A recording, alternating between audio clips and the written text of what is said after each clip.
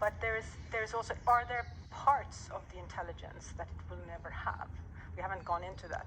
Is there, what is inherently human that machines will never achieve? I want to talk for about 5 minutes about this. Because a lot of people, there's a last line of defense that lots of people have, which is, yeah, but they don't have subjective experience or sentience or consciousness. Now, most people here probably think that a current multimodal chatbot does not have subjective experience. I want people to raise their hands. How many people here currently think that a multimodal chatbot either definitely has subjective experience or might well have subjective experience? More than I thought. Okay. It's about sort of 15 or 20, right? Now I'm going to give you my argument, and then I'm going to get you to raise your hands again. And if it was 15, I need to get 16 people to raise their hands. Okay, so here goes. I want to convince you that current multimodal chatbots have subjective experience. And it's about what we mean by subjective experience. So most of us have a model of the mind, which is like a theatre, and there's things going on in this theatre that only I can see. And if you ask a philosopher what subjective experience is, they'll start talking about qualia. So let's suppose I drop some acid or drink a lot, and I start seeing little pink elephants floating in front of me. And I tell you, I've got the subjective experience of little pink elephants floating in front of me. What am I really saying?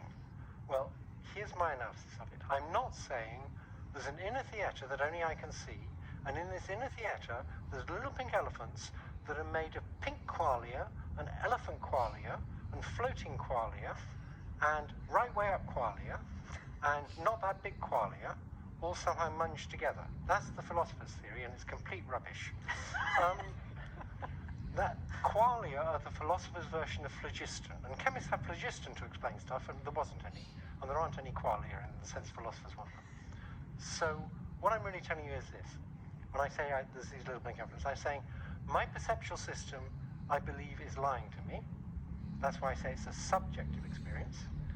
And the way I'm going to tell you how it's lying to me is not by telling you my perceptual system is telling me to make neuron 53 fire, because that wouldn't do you any good. And anyway, I don't know that. I'm going to tell you how it's trying to mislead me by telling you what would have to be out there in the world for it to be telling the truth. And so when I say I have the subjective experience of little pink elephants floating in front of me, that's equivalent to saying the following. I think my perceptual system's lying to me, but it would be telling the truth if there were little pink elephants out there in the world floating around. So these little pink elephants are real-world elephants. They're not elephants made of qualia. They're things in the real world that are counterfactual. If they did exist, they'd be real-world things. And that's why words like pink and floating apply to them.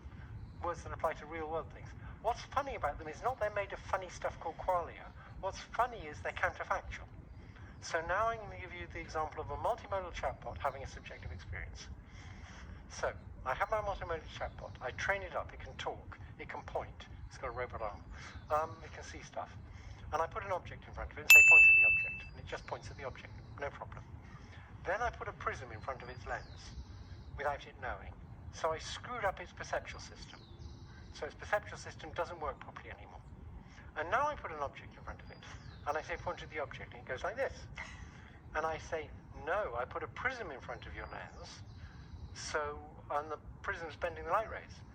And so the chatbot says, oh, I see. The prism bent the light rays, so the object's actually there. But I had the subjective experience, it was there. And if it says that, it's using the word subjective experience exactly like we use them. So if a chatbot says that, it's got subjective experience just as much as we have subjective experience. Subjective experience is your perceptual system goes wrong, and you explain to people how it's gone wrong by saying what would have to be out there in the world for it to be telling the truth. And that's true for us, and that's true for chatbots. Okay, I want to vote again, and I want more than 15 people. How many people now think that chatbots could have subjective experience? I still think so. Right. No, but you define